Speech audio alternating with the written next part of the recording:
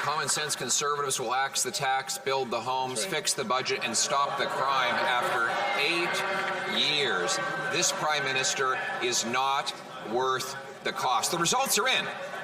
He told us that if he massively increased debts and taxes, that someone else would pay for it. But of course, the Millionaire Trust Fund Prime Minister and his billionaire friends who invite him to private islands never pay a dime. It's always seniors, small businesses, and single mothers. Why would it be any different this time? The Honourable President of the Treasury Board.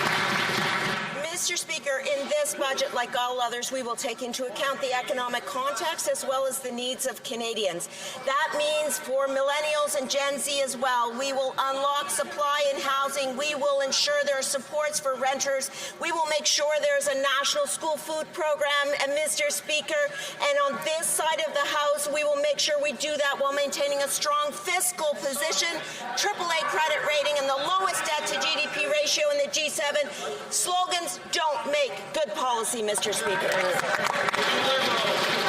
The Honourable Leader of the Opposition. Well, they've definitely proven that.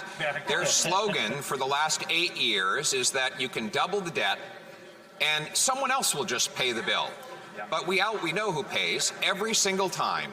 It is welders and waitresses, seniors, small businesses, and single mothers who have faced doubling housing costs and unaffordable food. And now their solution is to do more of the same, to pour on billions of dollars more of inflationary spending that will drive up interest rates, inflations, and taxes. Why would we expect it to be any different this time? The Honourable President of the Treasury Board.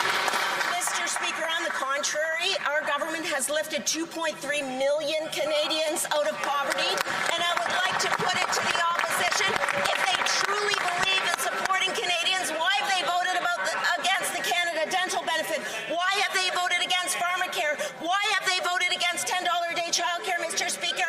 That does not make sense because slogans do not make good policy. The Honourable Leader of the Opposition.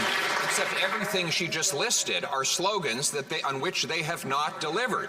What they have delivered is they've doubled the debt, which has caused the worst inflation in 40 years, interest rates rising faster than at any time in history, the doubling of housing costs, the worst growth in the G7, the worst housing price inflation in that same group of nations. And today, after all of these devastatingly costly results, what do? The same thing that got us in this problem in the first place. Why won't they realize that they're the problem and not the solution?